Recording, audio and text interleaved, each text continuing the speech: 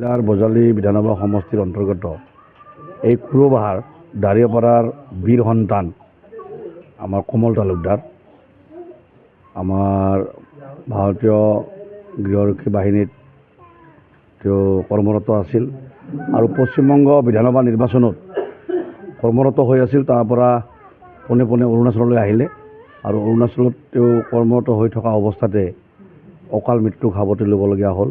আৰু এই কথাটোত সমগ্ৰ বজালী ৰাইজে আমি বহুত দুখ পাইছোঁ।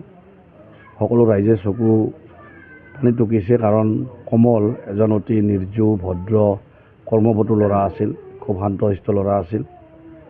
আৰু পৰিয়ালত মাক দেউতাক ভাতৃ তেওঁৰ পত্নী দুগৰাকী সন্তান বৰ সোণৰ সংসাৰ এখন আছিল। গতিকে আজি তেওঁ যি অৱস্থাত আমি হেৰুৱাবলগীয়া হ'ল, সমগ্ৰ বজালীবাসী ৰাইজে আমি ম্ৰিয়মান হৈ পৰিছোঁ, শোকত ভাঙি পৰিছোঁ। আৰু আজি তেখেতৰ বাসগৃহত উপস্থিত হৈ আমাৰ বীৰ সন্তান কমল তালুকদাৰৰ প্ৰতিচ্ছবিত মাল্যাৰ্পণ কৰি মই গভীৰ শ্ৰদ্ধাঞ্জলি নিবেদন কৰিলোঁ। ভগৱানৰ ওচৰত প্ৰাৰ্থনা জনাইছোঁ, য'তে আছে কমল তালুকদাৰৰ আত্মাই শান্তিৰে থাকক আৰু তেওঁৰ পৰিয়ালবৰ্গক, তেওঁৰ মা দেউতা পত্নী দুগৰাকী সন্তান ভাতৃ সকলোলৈকে আমাৰ গভীৰ সমবেদনা জ্ঞাপন কৰিছোঁ। আৰু আমাৰ লগত এই পঞ্চায়তৰ সভাপতি, এই গাঁৱৰ মুখীয়াল ব্যক্তিসকল ৰাইজ আমাৰ লগত আছে আৰু সকলোৱে এটা চিন্তা চৰ্চা কৰিছে আৰু ময়ো তেওঁলোকৰ লগত একমত।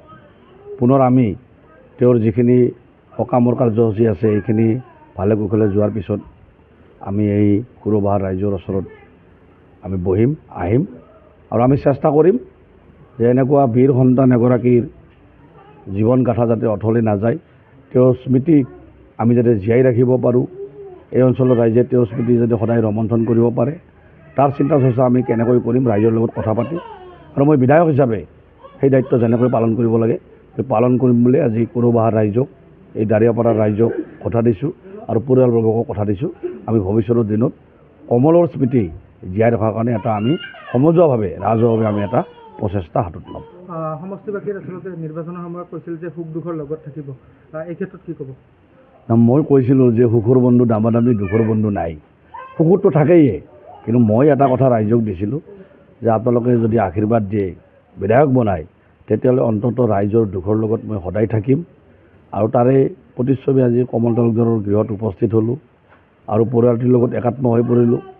এই পৰিয়ালটোৰ লগত কমলৰ স্মৃতি জীয়াই ৰখাৰ স্বাৰ্থত নিশ্চিতভাৱে মোৰ ফালৰ পৰা যি দায়িত্ব পালন কৰিবলগীয়া আছে মই সেই দায়িত্ব পালন কৰিম। যিকোনো খবৰৰ বাবে যোগাযোগ কৰক আমাৰ এই নম্বৰত 9181 307 221।